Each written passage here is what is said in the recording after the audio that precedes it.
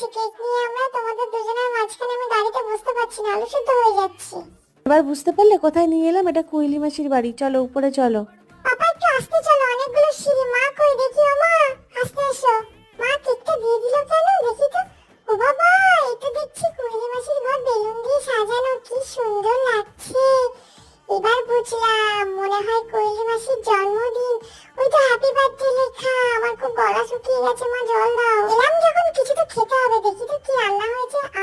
কি সুন্দর গন্ধ পাচ্ছি, মনে হচ্ছে চিকেন হয়েছে, কিন্তু মা তো খেতেই দেবে না। ওরে বাবা, এখান থেকে চলে যায়, রান্না করেছে গন্ধ নিচ্ছে, এটা ব্যাড ম্যানার্স। মামা এক্ষুনি বকা দেবে। তো একটু কুইলি মাসির